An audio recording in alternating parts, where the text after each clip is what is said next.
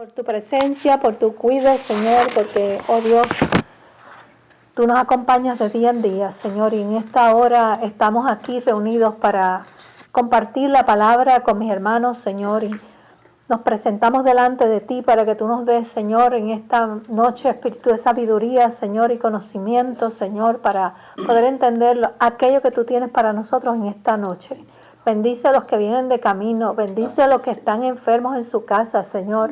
Oh Dios, y bendice este cuerpo de creyentes que se encuentra aquí hoy reunido, Señor amado. Te pedimos, Señor, que tu presencia sea con nosotros, Señor, y que nos des entendimiento. Y es en el nombre de Jesús que te lo pedimos todo. Amén. Amén.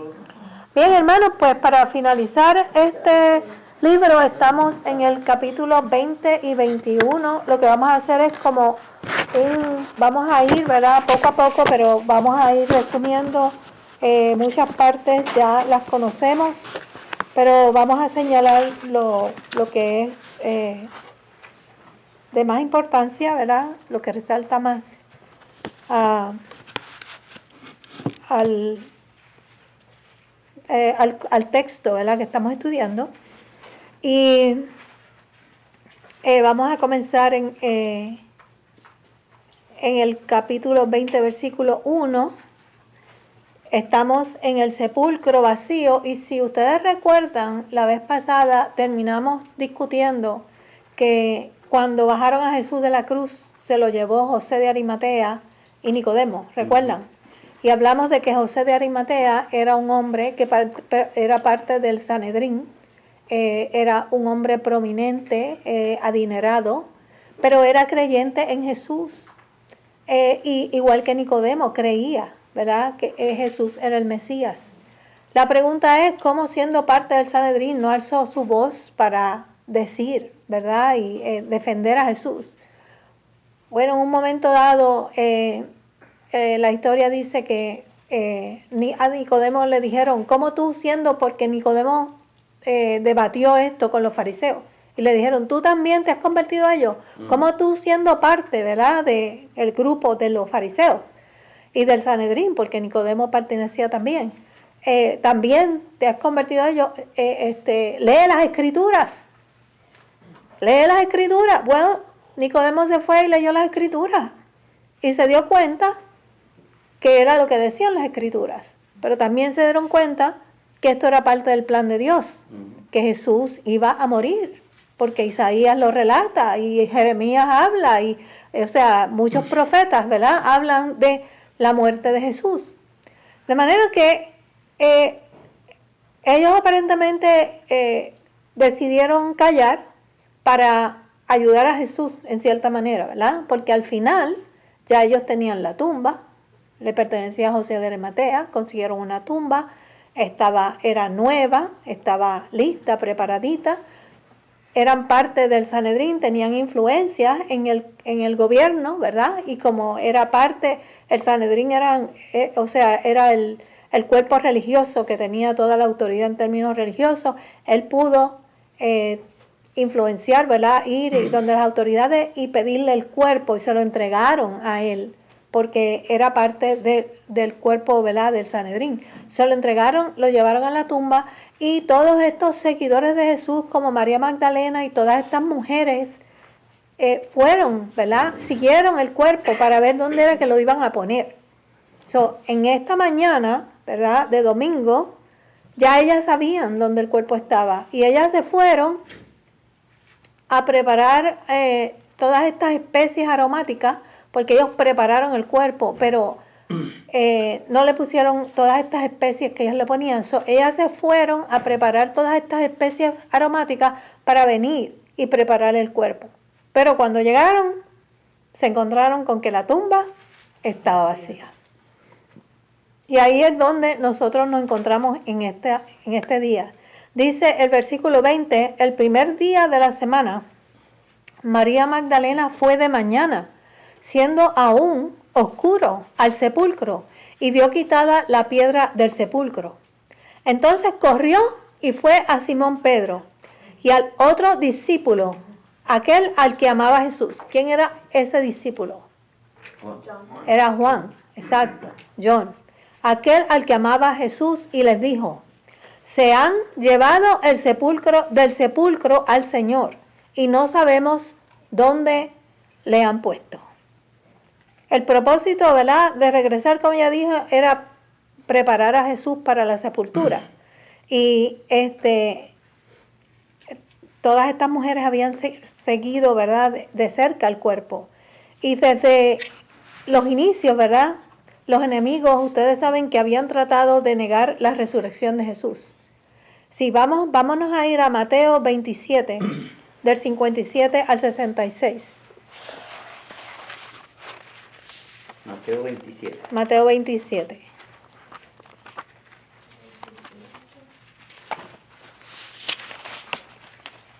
Y vamos a irnos al al versículo 57 hasta el 66.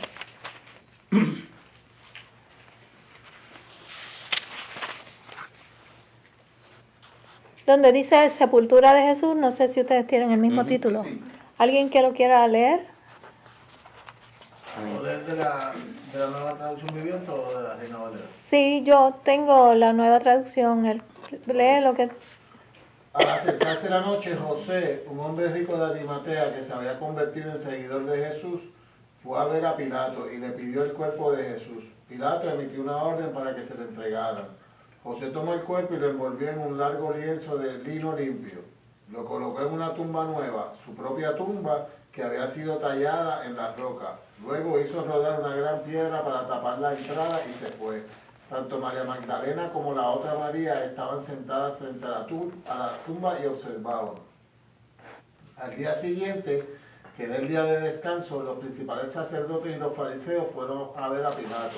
Le dijeron: Señor, recordamos lo que dijo una vez ese mentiroso cuando todavía estaba con vida. Luego de 3 días resucitaré de los muertos. Por lo tanto, le pedimos que selle la tumba hasta el 3er día. Eso impedirá que sus discípulos vayan y roben su cuerpo y luego le digan a todo el mundo que él resucitó de los muertos. Si eso sucede, estaremos peor que al principio. Pilato les respondió: tomen guardia y aseguren la tumba lo mejor que puedan. Entonces ellos sellaron la tumba y pusieron guardias para que la protegieran. Bien. O sea que el hombre estaba, ¿cómo se llama?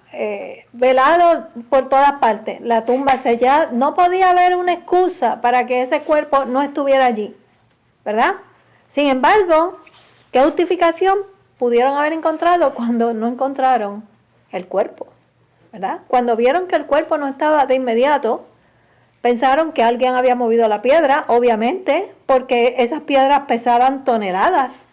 No era que era algo fácil de mover y que se lo habían robado, muy posible si habían logrado mover pero allí habían soldados, ¿verdad? Entonces, no sabían que había ocurrido, ¿verdad?, un terremoto y que esa piedra se había movido. Así es que eso me imagino que, aunque ya los soldados habían ido y le habían hablado a las autoridades de lo que había ocurrido, y ellos le dieron dinero para que se callaran, porque ellos sabían, todos ellos sabían lo que había sucedido y que era real lo que había pasado. Así es que, porque los que testificaron de esto fueron los soldados, no fue ningún discípulo ni fue ninguna de las mujeres. Así es que en estos momentos las mujeres son las primeras que se enteran. Interesante, ¿no? Porque las mujeres no tenían ninguna credibilidad en aquel tiempo. Todavía no tenemos credibilidad. Todavía no tenemos credibilidad. Ellas no tenían ninguna credibilidad porque habían de creerle a una mujer. Así es que dice que, yo tengo aquí a Lucas, vamos a ver lo que Lucas dice. Lucas 23, del 50 al 56. A ver si añade algo a lo que leímos en Mateo.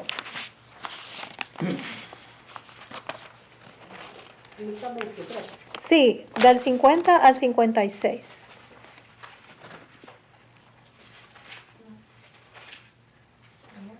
¿Lo tienen? ¿Lo quieres leer, Lili? Sí. Del 50 al 56. Ajá. Había un hombre bueno y justo llamado José, miembro del consejo, que no había estado de acuerdo con la decisión ni contra la conducta de ellos. Era natural de un pueblo de Judea llamado Arimatea y esperaba el reino de Dios. Este se presentó ante Pilato y le pidió el cuerpo de Jesús. Después de bajarlo, lo envolvió en una sábana de lino y lo puso en un sepulcro cavado en la roca, en el que todavía no se había sepultado a nadie. Era el día de preparación para el sábado, que estaba a punto de comenzar. Las mujeres que habían acompañado a Jesús desde Galilea siguieron a José para ver el sepulcro y cómo colocaban el cuerpo. Luego volvieron a casa y prepararon especias aromáticas y perfumes. Entonces descansaron el sábado conforme al mandamiento. Amén. Recuerden que era el sábado. El cuerpo reposó ahí durante el sábado. Y cuando el cuerpo, cuando Jesús resucitó, fue el primer día de la semana. Lo vamos a ver más después, ¿verdad? Dice, voy al versículo 3. Versículo 3. Y salieron Pedro y el otro discípulo y fueron al sepulcro. María Magdalena le avisó, ¿verdad? A Pedro, y el otro discípulo era ¿quién? Juan, el discípulo amado. Corrieron los dos juntos, pero el otro discípulo corrió más aprisa. A mí me llama la atención el detalle de que el otro corrió más aprisa y no entró en la tumba. Entonces Pedro entró y entonces él entró después. Es como mucho detalle. Eso tiene que tener algún simbolismo o algo. Tiene que tener, porque cuando te da tanto detalle, tiene que tener alguna enseñanza, lo que quiero decir. Pero yo no encontré nada. Así es que corrieron los dos juntos, fíjate, pero el otro discípulo corrió más aprisa que Pedro y llegó primero al sepulcro. Porque era más joven. Juan era más joven que Pedro. Y bajándose a mirar, vio los lienzos puestos allí, pero no entró. No entró. Luego llegó Simón Pedro tras él y entró en el sepulcro. ¿Tú ves Eso significa que por más que corras hacia el Señor, no quiere decir que vas a entrar. Mira, viste, él le encontró un significado a esto. Mire cómo es la cosa, pastora, si me permite. Ajá. Número uno, Juan no está hablando en primera persona. O sea, de la misma forma que Lucas, cuando habla, apenas solamente lo hace en la introducción, tanto de Lucas como de Hechos, habla en primera persona. Cuando dice, me parece necesario poner los hechos que entre nosotros han sido ciertos. Pero hay otra cosa que muy poca gente se ha puesto a pensar, y es que nosotros tenemos, y eso es algo que nos viene de la tradición católica, que entonces fue viernes cuando lo mataron, y no necesariamente, yo leí un libro y lo tengo en casa, muy bueno, donde habla pues entonces de la Iglesia Católica, sus simbolismos y sus mentiras. Entonces dice que cada cierto tiempo, el Sabbat, en el año en que mataron a Jesús, cayó miércoles, que era doble Sabbat. O sea que Jesús murió miércoles, jueves, viernes, sábado, 3 días, entonces domingo. Yo le voy a conseguir cuando llegue a casa yo le envío por texto el libro. Pues no sé, ¿verdad? Porque yo leí que había muerto viernes, reposó el sábado porque era el sábado, y que entonces resucitó domingo. Eso fue lo que yo encontré, los comentarios bíblicos que tengo en casa. Pero, ¿eso es un comentario católico?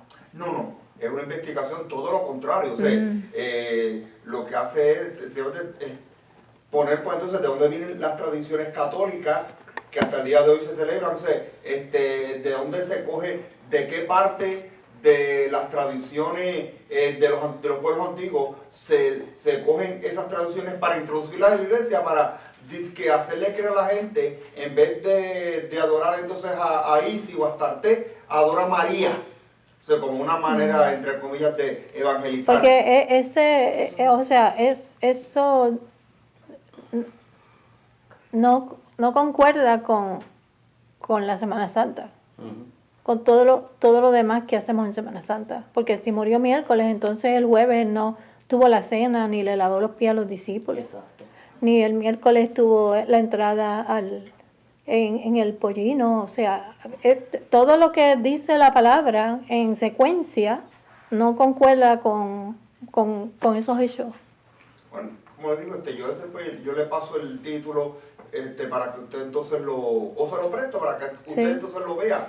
Pero a mí me sorprendió, porque según ese libro, eso es cada cierto tiempo que entonces se celebra el doble Shabbat, pero que cae entonces miércoles. Por alguna razón es que ese detalle se me fue. ¿Eso lo escribió un judío? No, una persona pues entonces cristiana. Ok, está bien, Es que hoy en día yo he oído de muchos pentecostales aún que están negando que Jesús nació en diciembre. Bueno, no, sí, no. Ahí te dice Sí, no. cuándo pudo haber nacido Jesús. Sí, no, eso es Jesús cierto. no nació en diciembre. Eso está verificado, pero lo celebramos. Yo leí el otro día, se me olvidó, porque Luisa lo sabía todo de memoria, pero yo no me lo sé todo de memoria. Pero ciertamente él no nació en diciembre. Nosotros lo celebramos en diciembre, pero la cuestión es que lo celebramos, ¿ok? Lo celebramos. Lo importante fue que nació en nuestro corazón. Amén, amén. Bien, estábamos en ¿qué? En el capítulo En versículo 5 dice, estábamos en el detalle de Pedro y Juan. Luego llegó Simón Pedro tras él y entró en el sepulcro y vio los lienzos puestos allí y el sudario que había estado sobre la cabeza de Jesús. Esto es en versículo 7.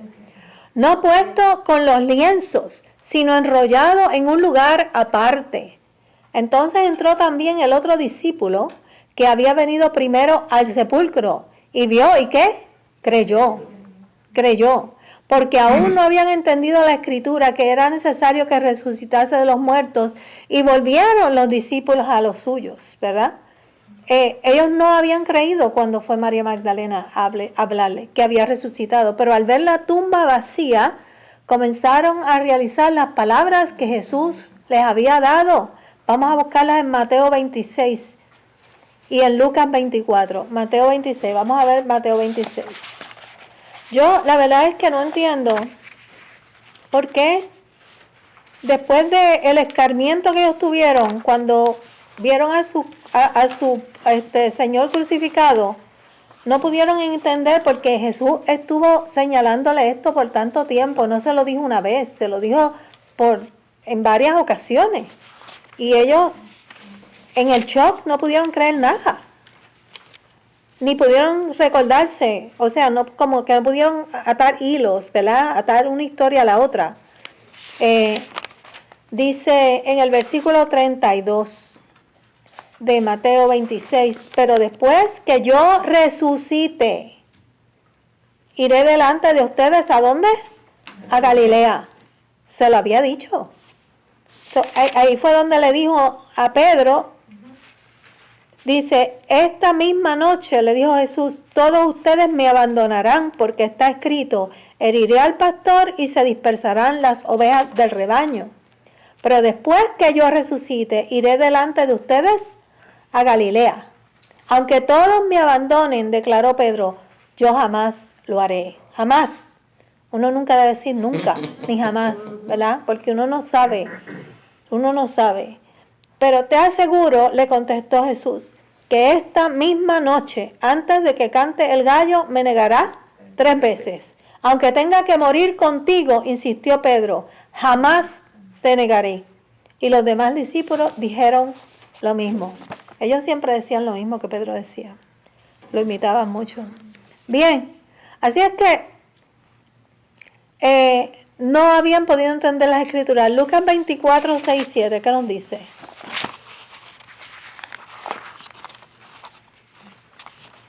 Estamos nosotros en Navidad, pero estamos repasando Semana Santa.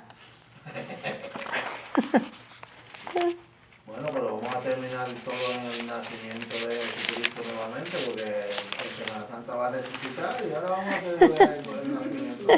Lucas 24. 6, 7. Porque en la primera parte, la segunda parte versículo 5 dice, ¿por qué ustedes buscan entre los muertos al que vive? No está aquí, ha resucitado. Recuerden lo que les dijo cuando todavía estaba con ustedes en Galilea. Recuerden lo que les dijo. Este es el ángel acordándole a las mujeres.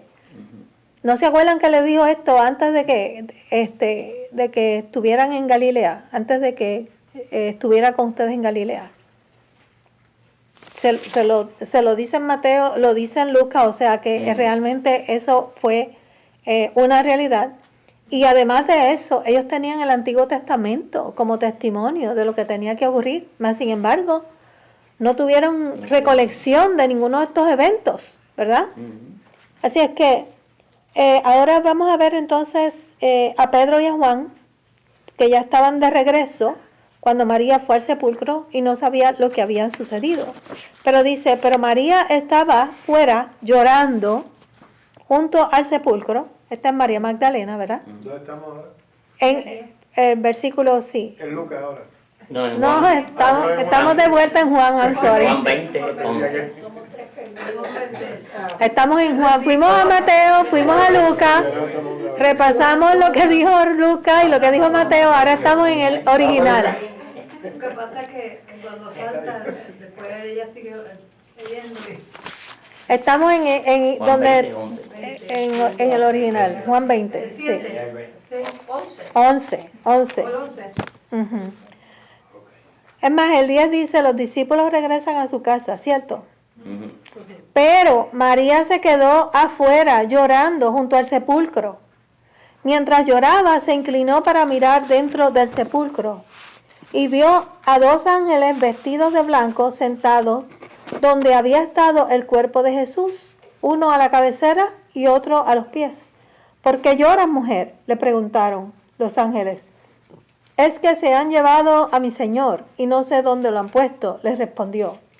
Apenas dijo esto, volvió la mirada y allí vio a Jesús de pie. Aunque no sabía que era él, Jesús le dijo, ¿por qué lloras, mujer? ¿A quién buscas?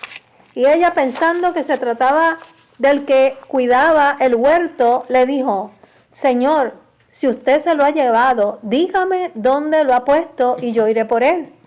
María, le dijo Jesús, y ella se volvió y exclamó, Raboni, ¿verdad? Que esto en arameo significa maestro. Fíjense que ella no lo reconoció hasta que él no la llamó por su nombre, ¿verdad? La llamó por su nombre. Las ovejas conocen la voz de su pastor, ¿verdad? Y ella le dice, Raboni. Ella lloraba muy triste, desconsolada. La palabra dice que, ¿verdad?, la tristeza del cristiano debe ser diferente. La tristeza de nosotros debe ser diferente. ¿Por qué debe ser diferente? Todo el mundo se pone triste cuando alguien muere.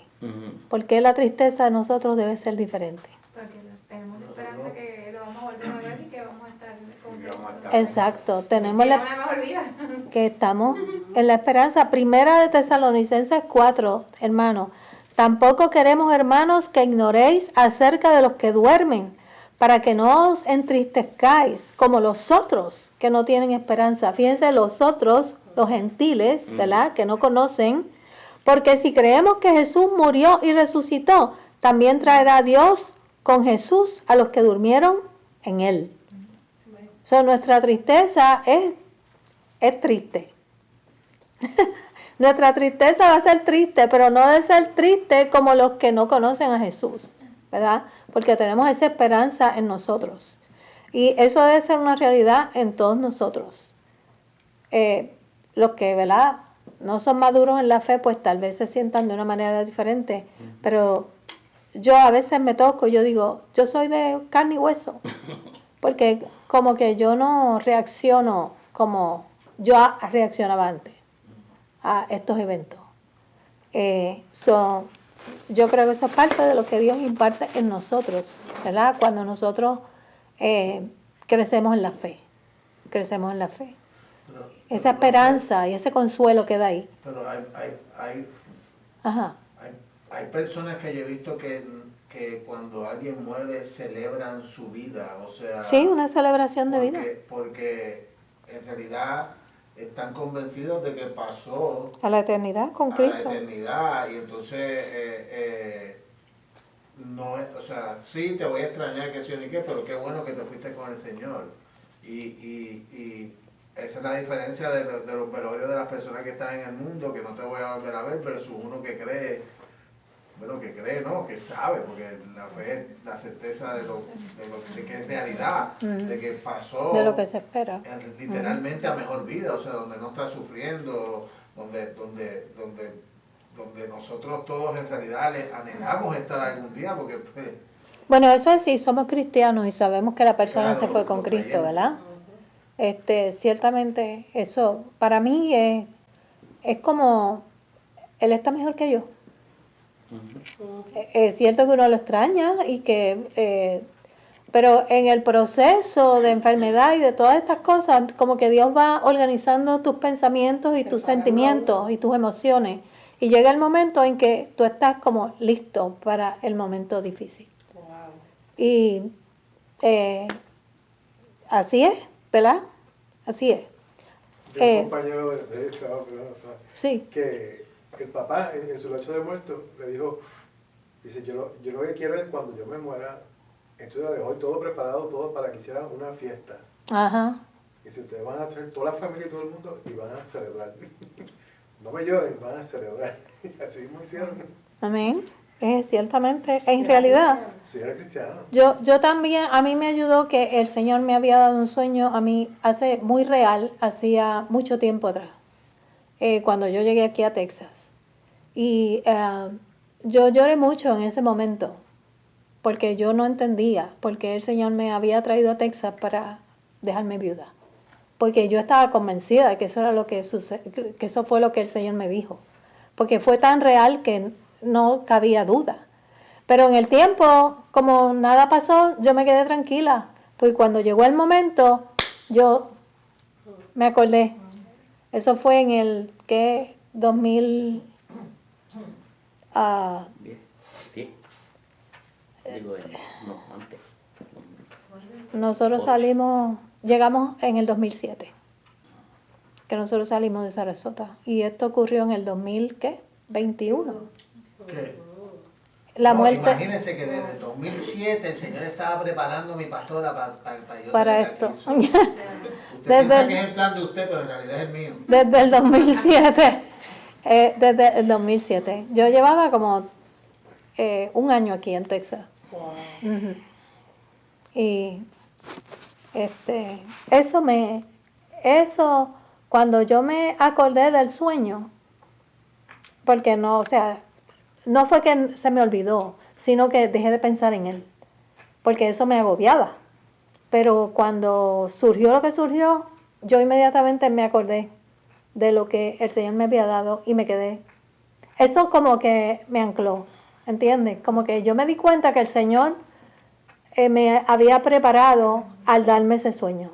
Y me quedé tranquila porque yo vi que esto era plan divino. Y eso me quitó el susto. Me quitó el susto. Así es que el Señor obra. Así es que Jesucristo le dice, mujer, ¿por qué lloras? ¿Verdad? Entonces, ¿en dónde estoy? Estaba en el 16, bueno, en el 18. Ay, gracias a Dios que Iris está aquí hoy. Raboni, ¿verdad? Sí. Entonces Jesús le dijo, no me toques, porque aún no he subido a mi Padre. Más ve a mis hermanos, dile, subo a mi Padre y a vuestro Padre, a mi Dios y a vuestro Dios. Fíjense el enfoque de esto, a vuestro Dios. Ahora, vuestro Dios, mi Padre, vuestro Padre, está tratando de hacerlos conscientes de que estamos en una nueva dimensión, ¿verdad? Fue entonces María Magdalena para dar a los discípulos las nuevas que había visto al Señor y que Él le había dicho estas cosas. Jesús sabía que María estaba turbada. Fíjense que pudo haberle aparecido a Pedro y pudo haberle aparecido a Juan, pero mientras ellos estuvieron allí, Jesús no se hizo presente. Pero llegó María inmediatamente, después que ellos se fueron, y Él se le apareció a María. Porque el Señor tenía su momento para los discípulos, ¿verdad? Pero estas mujeres que se habían preocupado tanto por él y que habían estado preparando todas estas especies y estaban buscando a su Señor, él apareció donde les apareció a ellos. Después dejó que otras personas lo tocaran, ¿verdad? Esa era mi pregunta. Esa era tu pregunta. Ajá. Sí, porque esa fue una expresión como de que no me retengas porque yo voy a ir a otro, no ha llegado mi tiempo, yo voy a estar aquí con ustedes todavía. Busca otras versiones y es diferente, pero eso es lo que explica el comentarista que yo leí.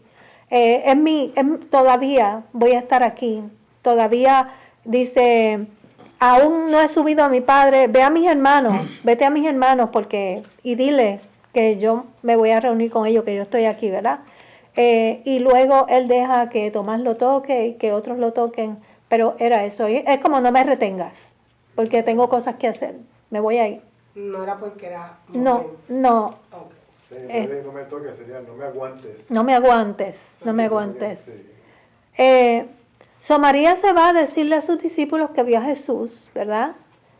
Y si vemos a Marcos 16, no lo busquen, yo se lo voy a leer, yo lo puse aquí.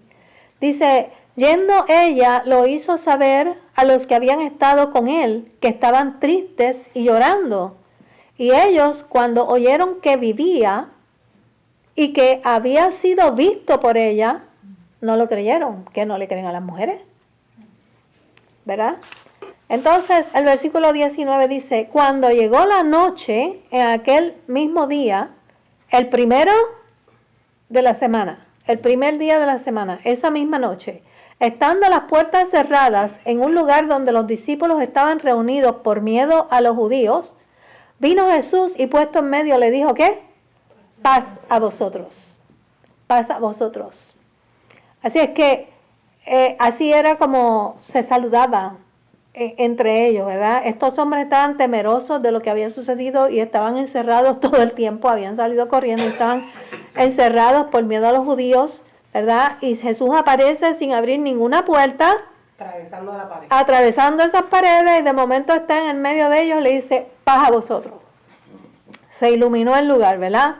No les recriminó que estaban asustados, no les recriminó nada, porque ya ellos habían tenido suficiente, ¿verdad? Con todo el susto que habían pasado. Y dice que cuando les hubo dicho esto, le mostró las manos y el costado, y los discípulos se regocijaron viendo al Señor. Entonces Jesús le dijo otra vez, paz a vosotros. El primer paz a vosotros fue como un saludo, ¿lo ves? Y el segundo paz a vosotros implica ¿qué? ¿Qué ustedes creen que implica? Dime, Evelyn. Está en calma. Está en calma, ¿por qué? Porque él está ahí. Y yo estoy aquí, seguro, no tienen nada que temer. Primero era un saludo, el segundo es una afirmación, yo todavía estoy aquí. Yo les dije todo esto, sí, Nicole. And also the line before says that the disciples were in fear of the Jews. So I think it was just, I mean, it goes with what you're saying. Yeah. But obviously there was fear Mhm. in them, and so he just wanted to dismantle that from their heart. Yeah. Y a lo mejor él palpó, ¿verdad? Que todavía Tenía miedo. ese miedo estaba ahí, ¿verdad? Entonces, ¿qué hace Jesús de inmediato? Fíjense lo que Jesús hace de inmediato. Le dice, como me envió el Padre, así yo os envío. Él no perdió tiempo, ahí mismo Él los comisiona, queriéndole decir, no tienen que estar temerosos porque ustedes van a proseguir, a continuar lo que yo comencé con ustedes. No se tienen que ir, no tienen que estar temerosos, ustedes van a continuar esto. Y dice, y habiendo dicho esto, sopló y les dijo, ¿recibid qué? El Espíritu Santo. A quienes remitieren los pecados les son remitidos y a quienes se los retuviere les serán retenidos. Aquí en estos momentos Jesús les está comisionando para que dejarles saber que esto comienza ahora, este no es el fin, ahora es que comienza. Y en realidad ahora era que comenzaba y le tocaba a ellos. Sin Jesús, le tocaba a ellos. ¿Pero ellos recibieron el Espíritu Santo en ese momento? Ahí fue el soplo. Sí, yo creo que lo que sucede en Hechos, ¿verdad? Es un Repartición. bueno, es una manifestación, ¿verdad? Para que la gente entendiera y supiera, pero es una llenura es es algo más allá de lo que Jesús hizo aquí. Una plenitud. Gracias, la plenitud. Una plenitud de espíritu, ¿verdad? Eso les comisiona para que ellos sepan, ¿verdad? Que estaban siendo enviados. Y para ellos, ¿verdad? Todo esto es nuevo, lo que Jesús les está diciendo. Y el maestro les estaba sencillamente confiando a ir a esta misión. Esto de ahora en adelante comienza tremendo privilegio, ¿verdad? Que iban a tener el poder estar comisionados. Y en estos momentos entonces, fíjense, ellos lo que Dios les da es vida espiritual. Cuando en Génesis recibieron vida, ¿qué? Cuando Dios sopla aliento de vida, ¿verdad? Y aquí sopla aliento de vida, pero es aliento de vida espiritual. Entonces, el 24 nos dice, pero Tomás, uno de los 12, llamado Dídimo, no estaba con ellos cuando Jesús vino. Y le dijeron, pues, los otros discípulos, al Señor hemos visto. Y él les dijo, si no viere en sus manos la señal de los clavos, y metiere mi dedo en el lugar de los clavos, y metiere mi mano en su costado, ¿qué? No creeré, no creeré. Y 8 días después estaban otra vez sus discípulos dentro, y con ellos Tomás. Y llegó Jesús, estando las puertas cerradas, y se puso en medio y le dijo, paz a vosotros. Luego dijo a Tomás, pon aquí tu dedo y mira mis manos, y acerca tu mano y métela en mi costado, y no seas incrédulo, sino que creyente. Entonces Tomás respondió y le dijo, Señor mío y Dios mío. Y Jesús le dijo, porque me has visto, Tomás, creíste. Bienaventurados los que no vieron y creyeron. Ciertamente somos nosotros. Nosotros no tenemos que ir a tocar el costado ni tocar las manos, ¿verdad?, de Jesús, porque Él se hace sentir en nuestras vidas. Es un milagro de día en día, porque Jesús se revela, ¿verdad?, a nuestra salvación, a nuestro corazón. En realidad, la salvación es el milagro más grande que nosotros podemos tener en nuestras vidas, y la gente no lo ve como un milagro. Es un milagro que el Señor te dé vida eterna. Y fíjate cómo intervienen los tres, ¿verdad? Porque está Dios en medio de esto, estamos orando a Dios, está Jesús, aceptamos a Jesús, y al aceptar a Jesús viene ¿qué? El Espíritu Santo a nosotros. Tenemos Dios Padre y Espíritu Santo ahí interviniendo en nuestra vida en ese momento de recibir a Jesús como nuestro Salvador. Y la gente no realiza, ¿verdad?, que es el milagro más grande que nosotros podemos recibir en nuestra vida, la salvación de nuestra alma. Es el único milagro donde la Biblia dice que hay fiesta en los cielos. Ay, quítate eso, muchacho. Es el único milagro donde la Escritura dice que hay fiesta en los cielos. El único. O sea, Lázaro resucitó, el cojo se paró, aquel vio la vista. El flujo de sangre. Ajá. Y en ninguno dice que hay fiesta en los cielos cuando hay un pecador que se arrepiente. Mi teoría es, porque es el único milagro donde Dios no interviene con el hombre, porque es una decisión. Porque el hombre, yo digo, Dios te empuja, pero decides tú qué tú vas a hacer, si lo vas a aceptar o no, si Él va a entrar o no va a entrar. Entonces, cuando tú decides, que es un milagro que tú decidas, porque tú eres el que decide, hay una fiesta en los cielos, porque es otro lugar en la mesa que se pone. Pero la realidad es que Dios nos empuja y nos mete por aquí, nos mete por allá, y a veces nos quebranta para que nosotros acabemos de tomar la decisión de mirar para arriba y decir, Señor, entra en mi corazón. Y como decía, es el único que hay fiesta en los cielos. Busque por ahí de tapa a tapa hasta los mapas y no va a encontrar solamente ese milagro de que hay fiesta en los cielos cuando hay un pecado que se arrepiente. Bueno, y que ese es el propósito del Señor, que todos seamos salvos. O sea, que realmente no que seamos ni sanados físicamente, que realmente seamos salvos. Y por eso es ¿verdad? Que dice, ya llegó uno, los que estaba esperando que sea salvo, no sano, o sea, sano físicamente, ¿verdad? Claro. Pero salvo, y yo creo que sí. Sí, nos maravillamos cuando hay una sanidad física o cuando un cojo sale caminando, pero tú le dices, ¿alguien acepta a Jesucristo? ¡Ay, qué bueno! ¿Tú ves la diferencia? ¿Tú me entiendes? La gente no... Yo como creo, pastora, que eso se sintió este domingo, ¿verdad? Los 3 jóvenes que pasaron al frente y todos pues como iglesia nos alegramos en eso. Y uno se siente como que la presencia de Dios ahí, wow, estos jóvenes voluntariamente pasaron y eso pues a uno le alegra, ¿verdad? Y después del servicio vamos y los felicitamos, los saludamos. ¿Cómo reaccionaron ellos? ¿Ellos? ¿Estaban asustados? Pues parece que sí. I also think that we forget that there is a war going on right now. Yeah. And so anytime that a soul is lost, that soul is gone forever.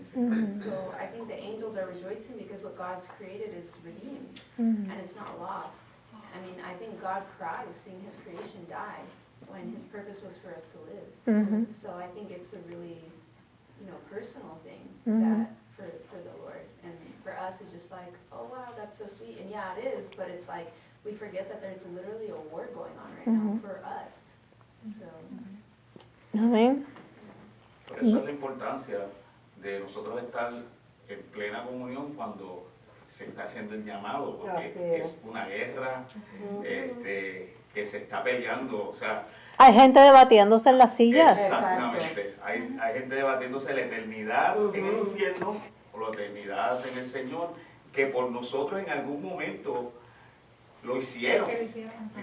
Por eso es tan importante, y nosotros tenemos que crear conciencia lo importante de cuando la pastora está haciendo el llamado a arrepentimiento, llamado al altar, es que hay una guerra. O sea, hay una guerra. La Escritura dice que nuestra batalla no es contra carne ni sangre, sino contra principados, potestades que están en los aires. Es un ámbito que nosotros no vemos, pero que lo sentimos.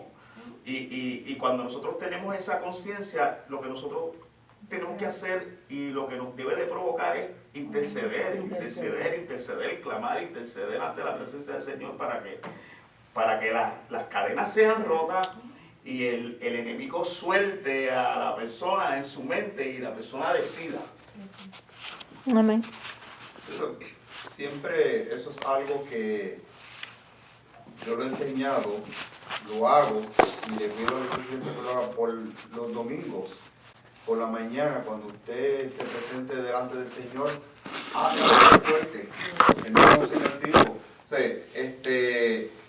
que cuando uno entra a una casa, si no ata al hombre fuerte, pues no puede robar. Pero aquí estamos, claro, en el sentido espiritual, le digo, Señor, yo ato al hombre fuerte, porque, como bien dijo el hermano Toñito, hay potestades, principados asignados a cada área, a cada lugar. Digo, Señor, yo ato al hombre fuerte de esa región, para que no haya ningún impedimento, para que cuando usted predique o quien sea, haga el llamado, las personas pasen y reciban a Cristo. Sí, las potestades están asignadas a diferentes lugares, están por área, Y cuando nosotros oramos en la mañana, echamos fuera, en el devocional siempre hacemos eso. Es importante hacerlo, ¿verdad? En la oración de invocación. Y la importancia, pastora, perdona que le interrumpa, la importancia de que alabemos y adoremos. O sea, cuando nosotros alabamos y adoramos, inclusive cuando no tenemos deseo de adorar ni alabar, que la misma Escritura lo dice, se empiezan a limpiar los aires. Cuando hay un pueblo que alaba, lo que viene es la presencia de Dios. O sea, nosotros alabamos al Señor y el enemigo no puede estar, tiene que irse. Tiene que irse. Entonces, cuando el enemigo se va y su pueblo ha adorado y ha glorificado el nombre del Señor, hay varias cosas que suceden. Entre ellas, la pastora se le hace más fácil predicar. porque estamos contribuyendo a lo que al depósito de Dios en ella para que ella lo pueda hablar y se pueda esparcir, exacto. Y la unción de Dios y el poder de Dios se manifieste para que entonces las vidas sean sanadas, sean salvadas, que es lo más importante. Amén. Bueno, ahora nos vamos a Transformados para Servir. Estamos en Juan 21.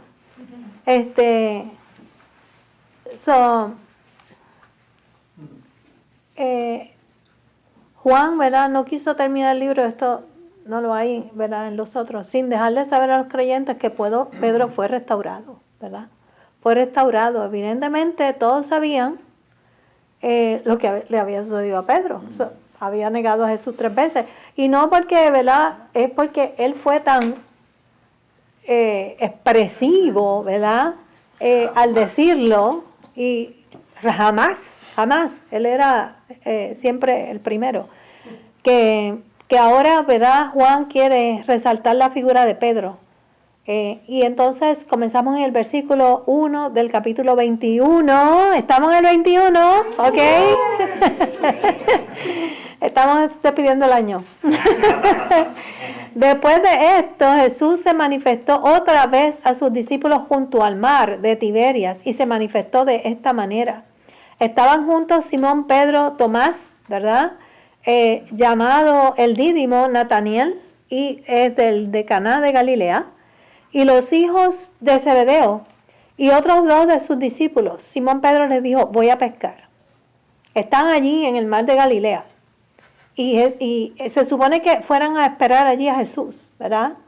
Y le dice, yo me voy a pescar. Y ellos le dijeron, como siempre que Pedro hacía algo, los demás hacían lo mismo, ¿verdad? Ellos le dijeron, vamos nosotros también contigo. Y fueron y entraron en una barca y aquella noche no pescaron nada. Ya el Señor le había dicho a los discípulos, lo leímos ahorita, ¿verdad? Que se reuniría con ellos. Los ángeles le recordaron. ¿No se recuerdan que Él le dijo esto en Galilea? Se lo había dicho, que Él iba delante de ellos a Galilea o detrás de ellos. No me acuerdo si era delante o detrás. Pero esto explica, ¿verdad? Porque ellos se encontraban allí. Porque se supone que se encontraron con Jesús. Y Pedro, por alguna razón, decide irse a pescar. Y los demás lo siguieron. ¿Por qué ustedes creen que Pedro tomó esta decisión cuando ya Jesús le había soplado sobre ellos, ¿verdad? Al Espíritu de Dios y los había comisionado? ¿Qué ustedes creen? Que Pedro se había... Tenía que hacer algo. Tenía que hacer algo, ok. Bueno, tal vez un poco de bochorno, porque él sí sabía Vergüenza. que lo había, aunque el Señor le había dicho que lo iba a negar, él, ¿cómo lo voy a ver en la cara si yo hice lo que él me dijo que iba a hacer y yo siempre le dije que no, que jamás lo iba a hacer? Y como cuando uno salió más que dice, no voy a hacer eso, ay, qué bochorno, si le hice perdón, Señor, y uno está como ese bochorno de que uno hizo algo incorrecto. Yo creo que tenía un poco de vergüenza, ¿verdad? Y en lugar de quedarse allí dijo, déjame ir a pescar. Pero yo leí en la clase, esta era una clase de DTS que decía que los estudiantes decían que él tenía, como siempre, la mentalidad americana. Esa era su profesión, eso era que él se dedicaba, tenía que ir a hacer dinero. Y él necesitaba sustentarse. Entonces se fue a pescar para poder, yo digo, ¿qué mentalidad? Estamos hablando en recursos, O evadir, hay veces que uno hace una cosa por evadir otra. O sea, mejor me lleno la mente y no pienso en esto y voy a... Yo lo que creo es que él estaba bochornado y trató de evadir la situación y se fue, ¿verdad? Se fue al mar para... Eso era lo que le gustaba también y a lo mejor hacía tiempo que no pescaba, ¿verdad? Después de todo este susto que pasó por estar hablando lo que no tenía que hablar. Así es que pensar, ¿por qué voy a estar aquí si yo puedo estar pescando? ¿Verdad? Así es que cuando dice que ya iba amaneciendo, se presentó Jesús en la playa. Todo lo que tuvieron que más, dice, los discípulos no sabían que era Jesús. Que Jesús con este cuerpo glorificado como que se camuflajeaba, ¿verdad? Y les dijo, hijitos, ¿tenéis algo de comer? Y le respondieron, no. Y él les dijo, entonces, ¿qué les dijo a Jesús? Lo que lo caracterizaba, echar la red, ¿qué? a la derecha de la barca y hallaréis. Eso suena como que esto es, ¿cómo se llama? Lo están viviendo otra vez. Sí, ¿verdad? Porque le está asegurando que van a encontrar peces. Igual que lo hizo la primera vez. Lo hizo la primera vez, ¿verdad? Lo hizo la primera vez. Entonces la echaron, con todo eso no reaccionaron, todavía no reaccionaron. Entonces la echaron y no la podían sacar por la gran cantidad de peces. Entonces aquel discípulo a quien Jesús amaba dijo a Pedro, es el Señor. Por fin lo pudieron identificar. Simón Pedro, cuando oyó que era el Señor, se ciñó la ropa y se echó al mar. Y los otros discípulos vinieron con la barca, arrastrando la red de peces, pues no distaban de tierra sino como 200 codos. Pero fíjate cómo reaccionó cuando vio al maestro. Salió corriendo. Fue el primero que salió corriendo, no lo evadió, ¿verdad? Pero probablemente recordó la ocasión en que él le había dicho, maestro, toda la noche hemos estado pecando, no pecando, trabajando.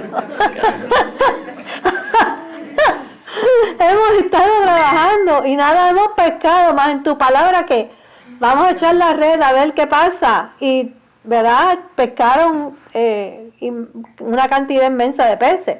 Así es que este es el momento en que Jesús toma ocasión para restaurar a Pedro. Es el momento, ¿verdad? Y la restauración bíblicamente se define como que Dios tomó algo y lo hace nuevo, o es el proceso de recibir de vuelta más de lo que se había perdido, de manera que el producto final es mejor que su condición original. Ese no es el proceso que nosotros pasamos cuando el Señor nos da nueva vida. Y la gente se lo está perdiendo. Porque hay gente que anda con las vestiduras viejas. La gente no todo el mundo se pone las ropas nuevas, la vestidura nueva. Hay gente que realmente no lo hace.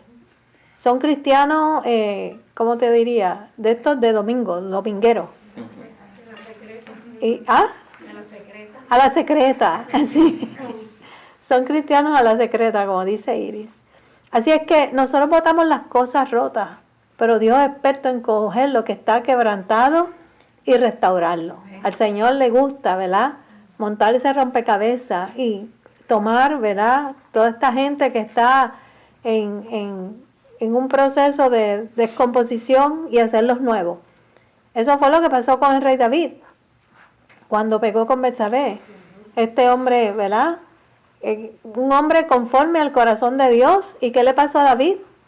De momento cayó en pecado, pero lo bueno que tenía David, yo digo, por eso era que era un hombre conforme al corazón de Dios, porque tan pronto el profeta Natán lo confrontó, él dijo, he pecado contra Jehová.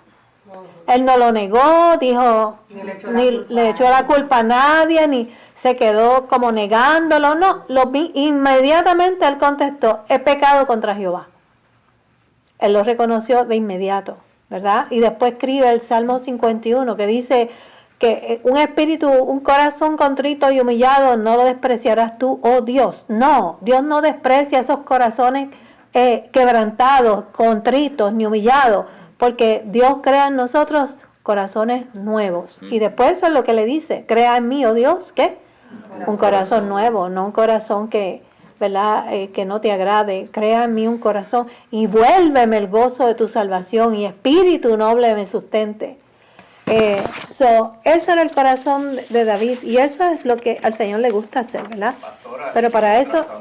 Pedro vivió 3 años. 3 años, vio los milagros, hizo milagros. Entonces David, un hombre que Dios lo ungió, el Espíritu Santo venía sobre él, no era una experiencia diaria como la tuvieron los discípulos y como él, ¿sabes? Enseguida, rápido, dijo, Señor, levanto mis manos, ese soy yo. Y es lo que Dios exige de nosotros, que tan pronto, que a veces se nos hace difícil, porque se nos hace difícil a todos, poder decir, Señor, ¿sabes? De verdad que yo tengo que rendirme ante ti todos los días, minuto a minuto y segundo a segundo, mirarme ante su misericordia y ante lo bueno y tremendo que Él es para con nosotros. Amén. Dios hace esto todo el tiempo con nosotros, ¿verdad?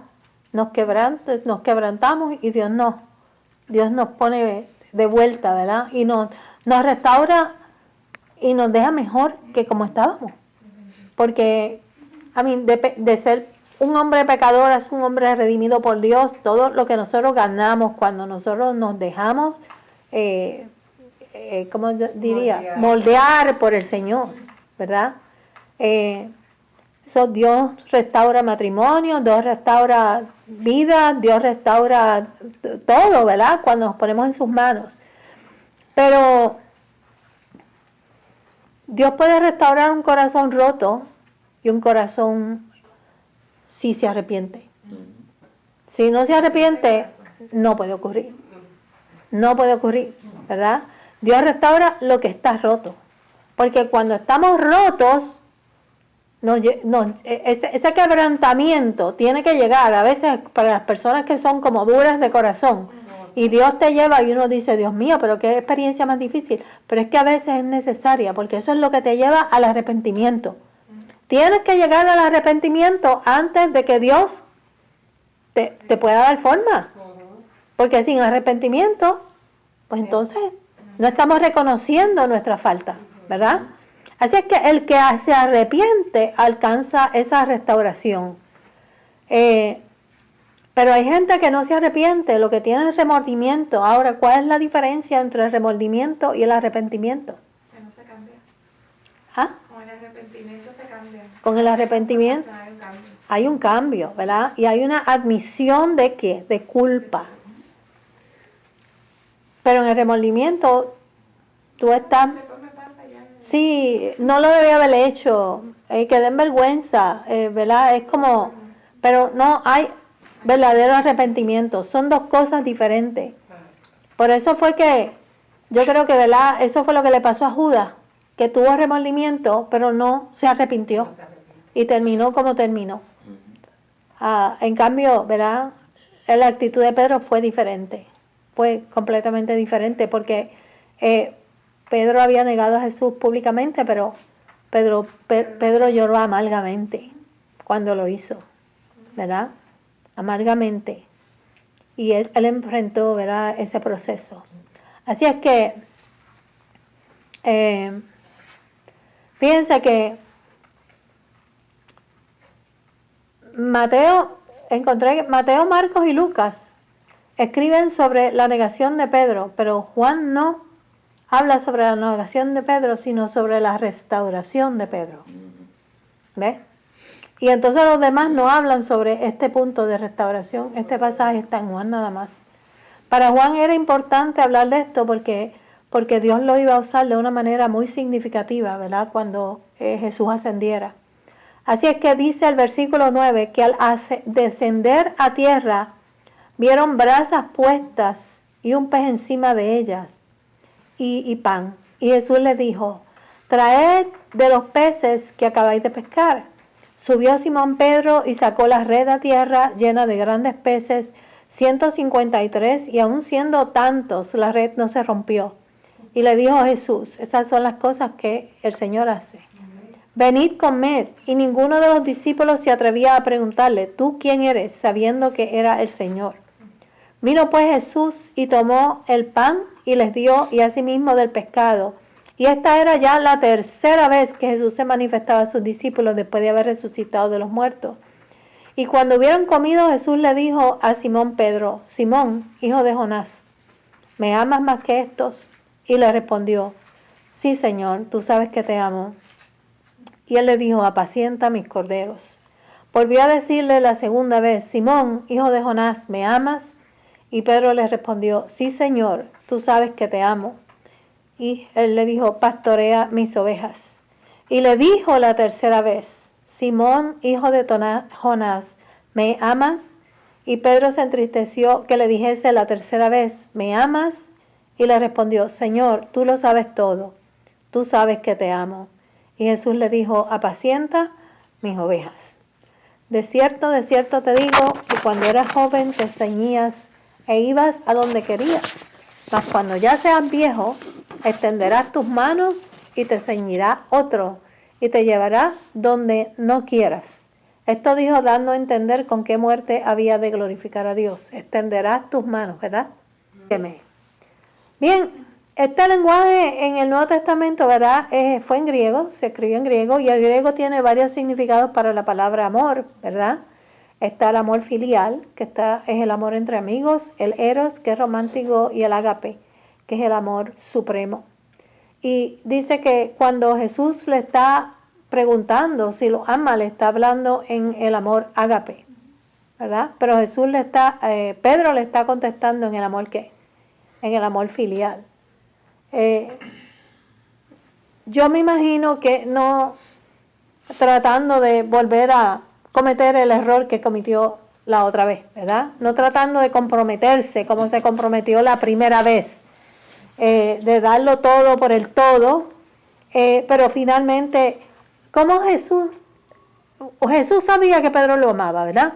Pero ¿cómo no vamos a saber que lo ama si él fue el que salió del mar, salió corriendo cuando vio al maestro y se tiró a buscarlo y a sentarse con él y a hablar con el maestro? Sabemos que el hombre moría por estar con Jesús, ¿verdad? Ese era su llamado, el estar en las cosas del Señor. Y la manera, a mí me llama la atención la manera en que Jesús, ¿verdad?, se acercó a él y le hizo el approach, porque Jesús no le reprochó ni lo miró de arriba para abajo, sino que Jesús descendió al lugar donde él estaba, ¿verdad? Y lo trató con amor, entendiendo lo que le estaba pasando. Se puso al nivel de Pedro. Y así es como Dios nos ha restaurado a nosotros, bajando a nuestro nivel, porque se hizo humano para poder llegar a nosotros. Y murió en la cruz como hubiese muerto cualquier hombre. Él bajó a nuestro nivel para alcanzarnos a nosotros. La gente que quieren sobresalir sobre los demás, no llegan a los de abajo. Los que quieren hacerse grandes y poderosos, no llegan a las masas. Si tú quieres alcanzar las masas, tú tienes que bajarte a nivel de ellos y hablarle a nivel de ellos. Y eso fue lo que Jesús hizo.